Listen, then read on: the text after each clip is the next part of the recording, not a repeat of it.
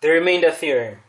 If the remainder is required when a polynomial is divided by a linear function, it can be obtained by long division. Let's look at this example. Find the remainder when this polynomial is divided by this linear function.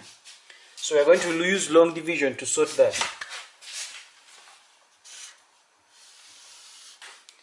It is divided by that, so it is going to be x plus 3, and this is it, the x cubed plus 3x squared minus 4x plus 1. So we start our long division. So we begin. It's going to be x cubed divided by x will give us x squared. So x squared times this whole thing, x squared times x is going to be x cubed. X squared plus 3x is going to give us plus 3x squared. When we subtract these two, this minus that will give us that, this minus that will give us 0. So we pull down this remaining, it's negative 4x, so we bring down negative 4x. We start the process again. Negative 4x, divide that by x, you get negative 4. Negative 4 times x is going to give us negative 4x. The negative 4x times 3 is going to give us negative 12. When we subtract those two, negative 4x minus negative 4 will give us 0. This will be nothing. 1 minus negative 12 is going to give us a positive 13. And so that becomes our remainder. So we have divided, the remainder is 13. We have divided this polynomial by that. So this becomes our divisor.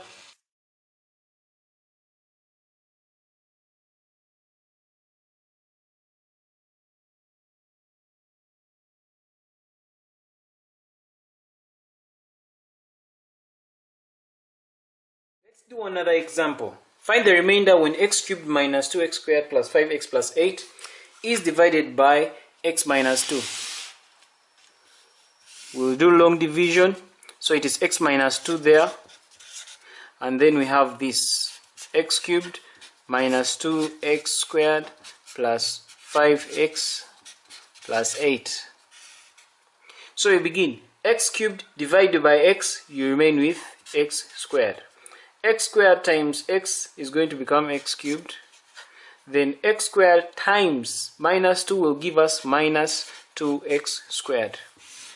When we subtract that from that, x cubed minus x cubed gives us nothing. Minus 2x squared minus negative 2x squared will give us nothing.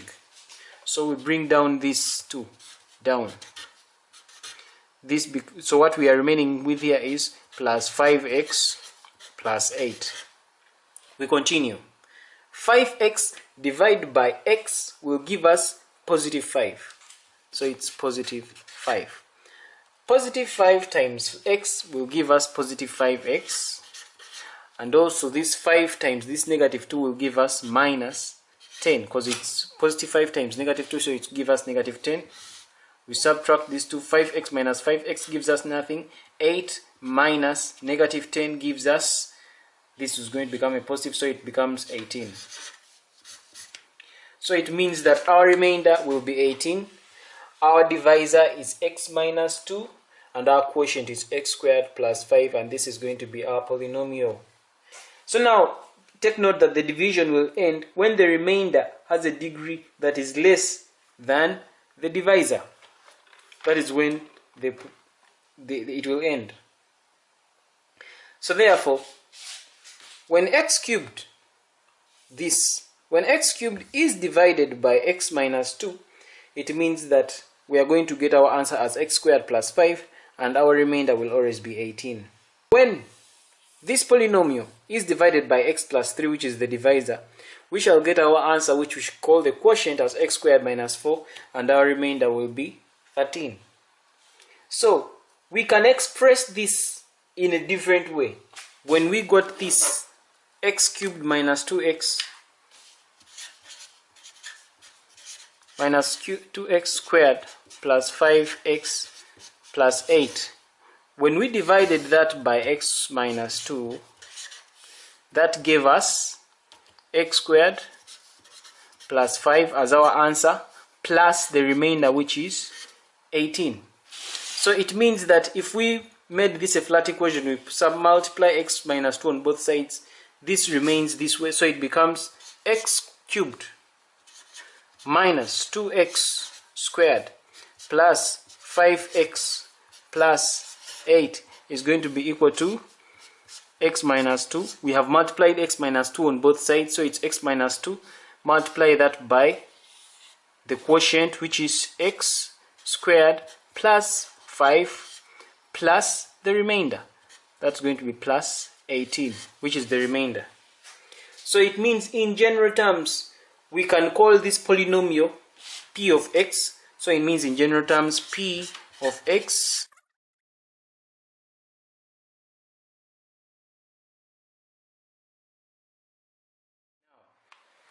x minus a here is going to be our divisor. So it's going to be, the polynomial is going to be equal to the quotient, which is still a function, times x minus a, which is the divisor, plus the remainder. And this general term is what we are calling the remainder theorem. Let's do an example to this effect.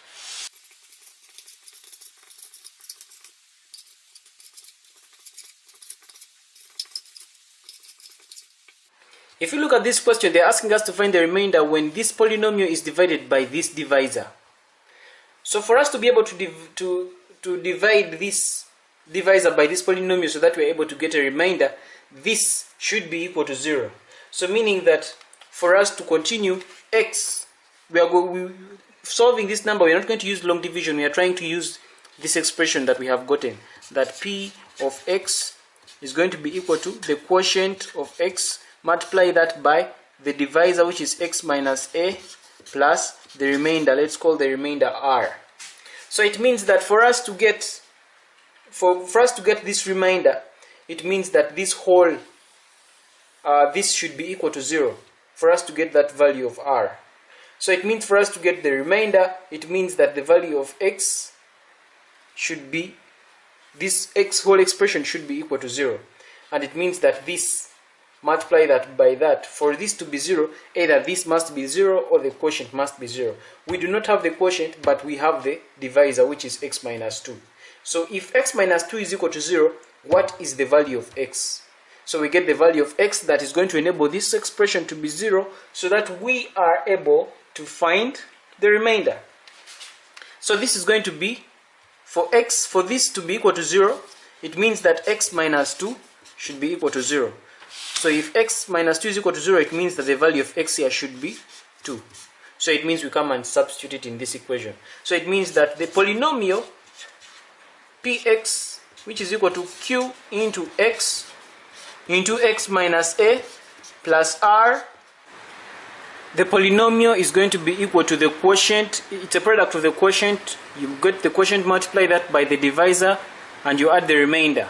Now, if this value of x is equal to a, so we can have x minus 2, x minus 1, x minus 3. Now if the value of x is the same as a, then it means that this whole term is going to be equal to 0.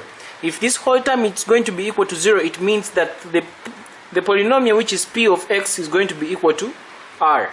Now this is what we are calling the remainder theorem. And if we want to find the remainder after getting a polynomial and dividing it by a certain divisor, then it means that our value of x should minus a, this term, the divisor should be equal to the 0. So let's do an example to this effect. According to the remainder theorem, the value of x minus 2 is equal to 0, so x is 2.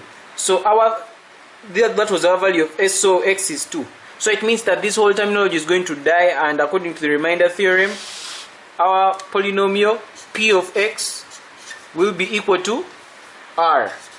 Now our polynomial here in our question is x cubed minus that plus that and that.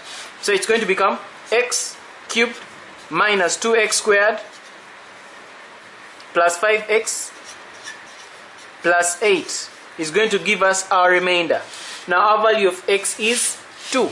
So it means it's going to be 2 cubed minus 2 times 2 squared plus 5 times 2 plus 8 is giving us our remainder.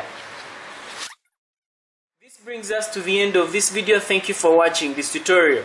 Please don't forget to like and share this video. For more videos, simply subscribe to Kisembo Academy. Otherwise, I hope you watch the next video. In our next video, we'll be talking about the factor theorem.